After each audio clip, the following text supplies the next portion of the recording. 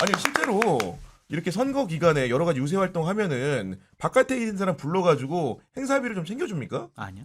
불법이에요. 그거 아마 못 안 받게 되는 돼 거 아니에요? 있어요. 그죠? 네. 예. 네. 아니 그러면은 그 진행은 대체로 당에 계신 분이나 이런 분들이 하는 거예요? 근데 그 후보가 타는 그 유세차 있잖아요. 네. 거기에는 계약을 맺어가지고 사회를 보게 해요. 그래가지고 같이 다니기는 다녀요. 아 그게 법정 비용으로 가능해요? 네, 다 되죠. 네. 아 그건 통으로 계약을 네, 하니까. 그래서 저희 국민의힘 같은 경우에는 예전에 한나라당 때부터 하던 분이 네. 이 국민의힘 행사를 그냥 싹쓸이 했어요. 그래요? 그래가지고 사회 스피커 학원을 차렸어요. 그래가지고 뭐 총선 때나 지방선거 때는 막 보내주는 거야 거기서 이제 사회자로. 네. 공식적으로 계약하면 돼요. 아, 일종의 사회자 양성 기관인데 맞아요. 여전히 지금도 국민의힘은 엄청 그곳에서 잘하고 있어요. 인력을 조달받아서 하는 겁니까? 네. 그래서 이제 김문수 후보 가는 데는 그 원장님이 계속 따라다니면서 네. 아 그래요? 네. 다른 지역에는 이제 거기서 다 파견해가지고 계약 맺어서 해요. 저희는 100% 자원봉사자인데 그래요? 뭐 기억나는 분이 2017년도에 야구 선수 박정태 형 박정태 롯데 자이언트 선수가 네, 방망이 들고 자고 떨어다녔습니다. 아, 야구 방망이 들고 지지한다고? 네네 그렇게 했던 기억이 나고 네. 지난번에는 개그맨 네. 서승만 형님. 그러니까, 네. 맞아요. 많이 옛날에 황당무계한 경우도 있었어요. 자원봉사자라고 자기가 행사를 다 해줬어. 끝나고 나서 돈 달라는 거야. 근데 돈을 줄 방법이 없어. 불법인데. 아니 그러니까요. 네. 그런 경우도 있었어요. 세요 단가가. 단가가. 단가가 세요? 그렇습니까? 하루에 뭐 한 100만 원 이렇게. 야. 등급별로 해가지고. 나도 그런 걸 알래. 씨. 근데 그 선거가 항상 있는 건 아니잖아요. 아니 그 그래서- 대선 자체가 전국 단위 선거다 보니까 그 비용도 상당히 쓰잖아요. 그렇죠. 그러면 이제 네. 그게 다 합쳐서 588억 쓰는 거예요. 그러니까 그리고 유세차 업체도 선정을 해야 되고 이런 과정들은 당에서 미리 이제 절차적으로 준비를 해놓습니까? 어떤 겁니까? 이게? 당연하죠. 계약을 미리 맺어. 유세차가 네. 제일 크죠. 네. 그래서 유세차를 간단하게 하면 한 2천에서 하여튼 멋있게 잘 꾸미면 한 7천까지 들어요. 대단. 실전- 또 까지. 단기 임대니까 또 세게 그래요? 불러요. 야. 그걸 구조를 새롭게 만들어야 되잖아요. 네. 그래서 LED에다가 스피커도 가격이 엄청 달라요. 천차만별이더라? 네. 어. 근데 한 20일 정도 해야 되니까 좀 이렇게 쫙 퍼져나가는 좋은 걸로 하려면은 그것도 한 몇백만 원, 몇천만 원 들어요. 야. 이게 엄청 유세차가 나오구나. 100% 보존되거든요. 쓰고 난 뒤에 이제 정부 보조금이 나와요. 그러니까 그렇기 펑펑 때문에 써도 된다. 최대치로 하는데 어. 전국 그 국회의원 선거구별로 가능하고요. 네. 그 국회의원 복합 선거구 있어요. 뭐 보은옥청 영동 그러면 보은옥청 영동별로 또 하나씩 가능해요. 그리고 또 시도별로 또 가능해요. 네. 이런 거기 때문에 거의 한 200, 한 5, 60대 정도가 가능하거든요. 야. 엄청난 비용이 253개는 기본적으로 하고 네. 중앙당 큰 후보 유세차 네. 큰 것도 있고 그건 되게 그러면 비싸요. 1억이 궁금한 게 대선 후보가 이제 선출이 되잖아요. 네. 그분이 그런 계약에도 일부 영향을 끼칠 수 있습니까 없습니까? 거의 당에서 미리 다 해놔요. 당에서 미리 다 해놓는구나. 이것도 다 원래. 입찰을 통해 가지고 하는 건가요? 그러면? 이 공개 입찰도 하고 네. 수의 계약도 하고 근데 당 같은 경우에는 원래 하던 곳에다가 아, 맡겨요. 한 업체가 다 못해요. 네. 한 4-5개 업체에. 그죠. 아, 예, 그렇게 하는 대수에 것이고. 뭐 네. 한계도 있을 거고. 네. 그래서 예전에는 저질 정치인들이 이런 데 개입해가지고 리베이트 받고 이런 아니, 그러니까 네, 문제가 된 이익도 적 취하고 있죠. 있었어요. 네. 특히 가장 많이 남는 거는 영상 촬영이에요. 영상 촬영. 야, 이거는 돈을 사실 매기기가 좀 힘들죠. 그거는요 우리가 기획료 이거 뭐 기획료 한 2억 딱 때려버리면은 네. 영상에 원래 갖고 있던 거고 오. 그러니까 그걸 상당히 세게 부르더라고요. 야, 그 박진영 원장님 같은 경우 출마를 해보셨으니까 실제 영상 촬영도 했을 것 같은데 네. 단가가 실제로 많이 셌습니까? 세죠. 그래요? 왜냐하면 정해진 단가가 없으니까. 없어. 그리고 예를 들자면 저도 이제 플랜카드를 붙이잖아요. 음. 그럼 플랜카드를 저를 지지하는 분한테 회사에 맡겨요. 그럼 깎아달라 소리 못해요. 그냥 해주는 대로 이제 예. 아니 원장님 근데 그럴 그런 수밖에 경우도 없어요. 있잖아요. 후보가 내가 되면 뭐 더 해줄 게 좀 반가에 갑시다. 그 옛날 저질 정치인들이고 저질 요즘은 선거 정치인들. 공영제가 돼가지고 일일이 다 회계 장부를 만들어서 신고해야 되기 때문에 그렇게 아하. 하기 힘듭니다. 예전에는 이제 후불 정산이 많았거든요. 후불 정산? 근데 예전에 떨어지면은 낙선한 사람들은 돈을 안 주니까. 그러니까요. 지금 이제 선불로 많이 해요. 선거. 야, 그 영상 하니까 또 부산 엑스포 때 그 굉장히 안 좋았던 영상도 떠오르는데. 나 진짜 그거 누가 만들었는지 그러니까 규명이 아직 안 새로운 돼 있죠. 정권이 들었으면 그거 네. 좀 밝혔으면 좋겠어요. 그것도 뭐 말이요? 특검으로. 그 부산 엑스포 때 그 영상 아. 우리 국가 홍보한다고 만든 거 있잖아요. 창피해요. 얼마를 도대체 들여가지고 만든 것인지 우리 국민들이 너무너무 궁금하다 이런 겁니다. 네. 아니 대통령실 그 CI도 많이 바꿨잖아요. 그런 것들도 너무 조잡했거든. 아. 기존에 있던 그 용 뭡니까 멋있었잖아요. 그러니까요. 코바나 콘텐츠에서 다 있겠죠. 고바나 그때 아니 지금 이게 정권 아니, 나 제일 정권 네. 바뀌면 제일 먼저 저는 양평고속도로 네. 나 저거 좀 제대로 밝혔으면 좋겠어요. 양평고속도로. 저는 그때도 전 있을 수 없는 일이라고 생각을 했거든요. 너 가봤어요. 2번 가봤는데 네. 입지가 죽여. 입지가 죽이다는 게 뭐예요? 강남에서 딱 뚫어가지고 거기다가 아울렛 이런 거 있지 않습니까? 네. 이런 거 하나 지어버리면 대박 터질 위치야 누가 봐도. 그렇구나. 직접 그 가보니까. 엔지령 회장이 당초에는 국토부 차관이 나와가지고 아니 엔지령 회사가 건의를 해가지고 우리가 바꾼 겁니다라고 했는데 그 나이튼 회장님이 나오셔가지고 아니요, 우린 국토부가 바꾸라고 해가지고 그 작업 지시서대로 했어요. 게다가 공적 증언을 했거든요. 네. 누가 그런 지시를 왜 어떻게 했는지 나 그거 좀 제대로 밝혔으면 좋겠어요. 제가 힌트 드릴게요. 인수위에 파견 나와 있던 국토부 직원들이 의심됩니다. 맞아요. 아니 이대로 가다가 만약 선거를 폭망하게 되면은 사실은 국민의힘이 온전하지 않고 실제로 탈당하고 새로운 정당을 만드는 세력들이 또 있을 수 있는 거 아니겠습니까? 저는 그렇게 안 봐요. 네. 한국 보수는 완전 괴멸돼서 새로운 당을 만들 힘조차도 없다. 동력도 없다. 분당할 힘조차도 없다라고 저는 보고 그러니까 있어요. 이게 영남당이잖아요 지금. 음. 수도권 못 보면 그냥 강남에 지었고 좋은 그 사람들만 네. 모여있고 영남 기득권이 친박 때부터 제가 봤는데 죽지 않아요. 저 권력 빼놓지 않고요. 사람만 바꿔가지고 자신들의 기득권을 계속 유지하더라고요. 네. 그래서 그거를 깨지 못하면은 분당이나 탈당이나 있을 수가 없는 거고 당이 돈이 너무 많아요. 돈이 지금 많다. 국힘이 돈이 많아. 민주당도 마찬가지예요. 예. 지금 양당이 다. 국민의힘의 장부상 재산이 1,200억인데 네. 그냥 대략 현금까지 뭐 이것저것 합쳐보면 한 2,000억 될 것 같아요. 그거를 두고 분당을 하거나 탈당을 해요? 안 하죠. 돈이 결국은 돈이 너무 많아요. 그게 이 양면성이 있는 게요. 한국 정치가 이제 이 지지자 시민들이 정당을 향한 돌진이 몇 년 동안 이루어졌어요. 그게 정상적인 참여와 민주적 과정을 통해서 됐냐? 아니에요. 적대적 프레임을 통해서 전쟁터 나가듯이 낙과 꽃갱이 들고 나온 사람들인 거야. 맞아요. 네. 그런 사람들이 이제 돈을 내 가지고 이렇게 이런 상황들이 만들어졌는데 여기서 이 사람들이 후퇴할 수가 없어요. 내 온 영혼을 탈탈 털어 가지고 정치에 투자를 한 거야. 이게 사실은 당원이 뭐 많아졌다고 해서 이게 좋은 게 아니에요. 훈련되고 교육되고 민주적인 당원들이 많은 것이 좋은 것이지 맹동되고 추종되고 추앙하는 당원이 많은 것은 결코 좋은 게 아니다라는 그런 생각을 해야 됩니다.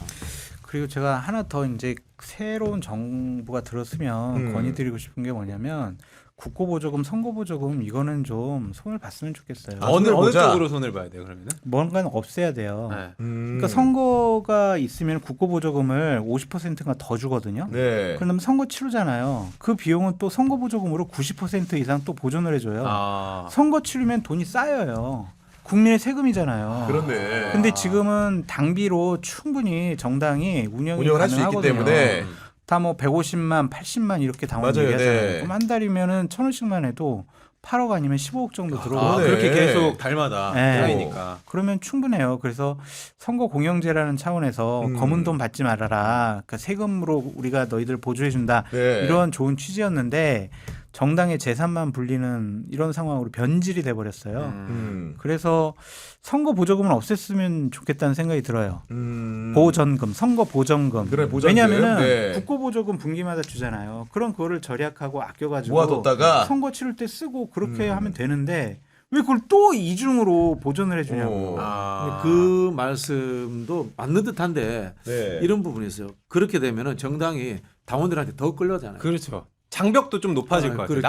나올 그래서 수 이제 있는. 오히려 저는 장 소장님 의견보다는 좀 다른 방식으로 하자면은 사실은 다당제와 제대로 된 경쟁이 될 수 있는 이 정치 체제의 구조와 정당 구조를 바꿔주는 방법을 중대선거제. 중대선거구제나 네. 이렇게 가는 게 저는 맞다라는 생각이 들어요. 네.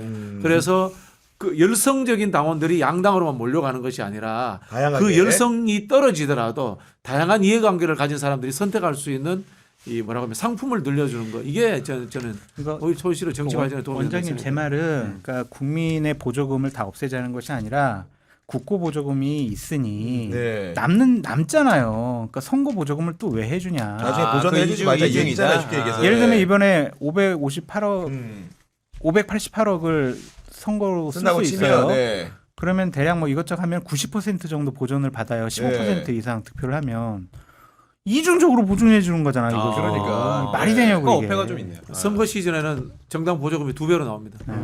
그런 상황이고. 저는 아까 우리 장 소장이 말씀하셨던 것처럼 국민의힘이 영남당이라는 그 어떤 갇혀져 있는 틀을 깨지 않으면 안 된다라고 하셨잖아요. 근데 안 깨져요. 지금 3당이 다 PK, TK에 가 있단 말이에요. 이게 사실 그러니까, 지역주의에 네. 대한 반증이 아닐까라는 생각이 좀 드는데. 그거보다는 각자 목표가 좀 다른 것 같아요. 음.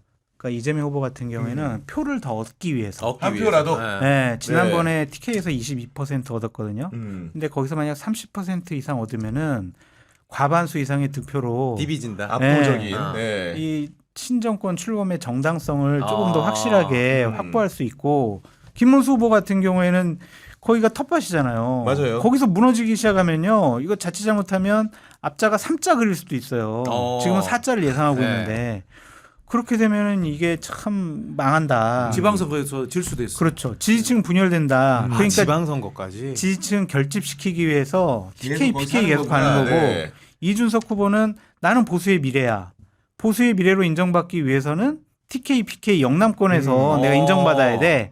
그러니까 나 인정 좀 해주세요라고 해가지고 TK, PK를 지금 다니는 거예요. 야, 다 아닌 게 막 아니라 목적이 오늘 아니에요. 이재명 후보가 그 PK를 지역을 찾았는데 어떻게 말을 했냐? 우리의 목표는 압도적 승리가 아니라 반드시 승리다. 지금 낙관적 전망하는 경우가 있긴 하지만 결국은 아주 박빙의 승부를 하게 될 것이라는 게 저희 예상이다. 한 표라도 반드시 이기기 위해서 죽으림을 다하고 있다. 절박한 심정으로 한 분이 3표씩을 확보해달라. 3표가 부족하다. 이렇게 말하거든요. 옛날에 문세표라고 있었는데 문세표.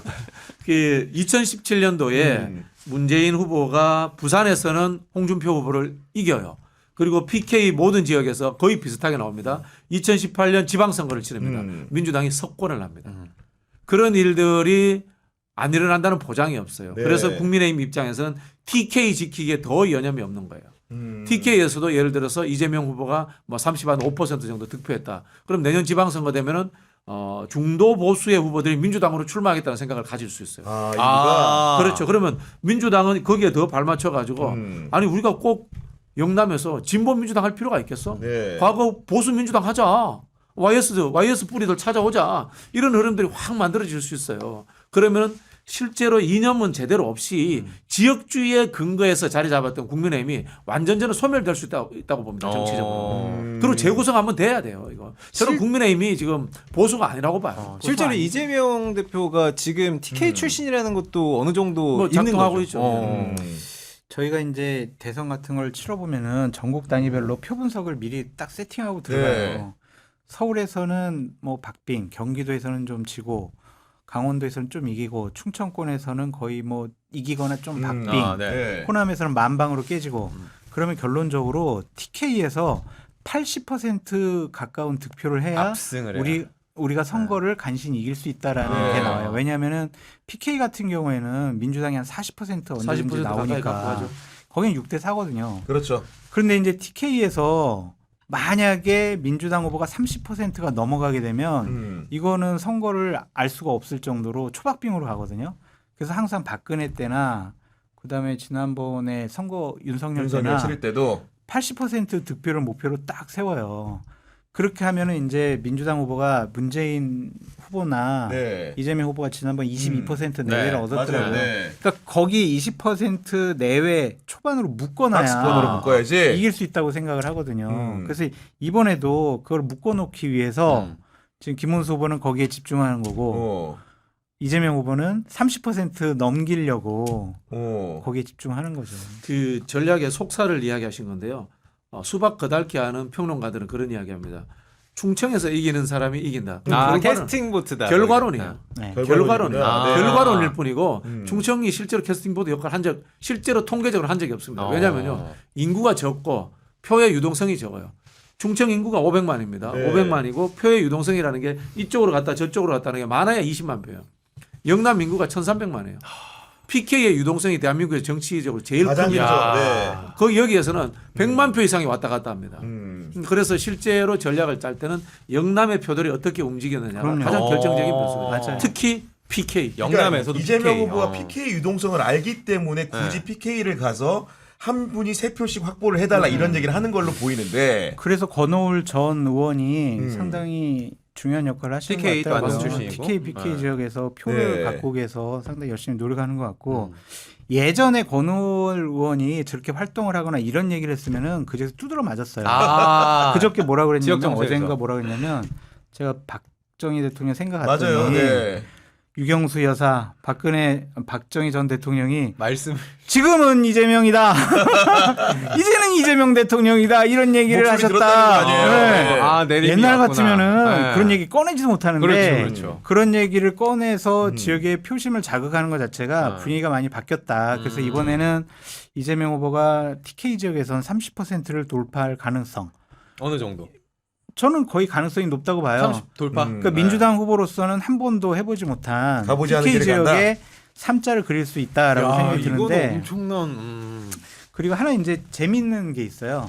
92년도 이제 군사 정권이 끝나고 네. 김영삼 전 대통령 당선된 이후로 충청도의 금산과 옥천에서는요 선거를 다 마쳤어요. 대통령 선거를. 금산과 옥천이요. 네. 금산과 옥천을 보면 된다. 네, 거기서 다 마쳤어요. 충북이죠 둘 다.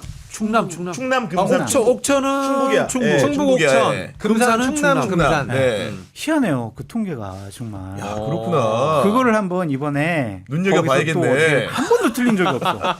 그것도 희한해. 인천에나 유세단을 거기로 일단 보내야겠다. 인천하고 제주도도 맞춘 적이 있었는데 네. 윤석열 때문에 깨졌어요. 아. 근데 여기 두 군데는 그 2022년도 거도 정확히 맞췄거든요. 옥천, 그래서 금산.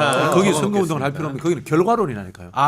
거기는 충청은 척도라는 결과론이지 중요한 데가 아니에요. 아니, 아니. 그래도 그냥 재미로 보시라고 그랬지. 재미로. 내가 또 언제 또 다큐를 또 이렇게 아니 그 뜻이 받아, 아니고 또. 거기 선거운동하러 가자니까.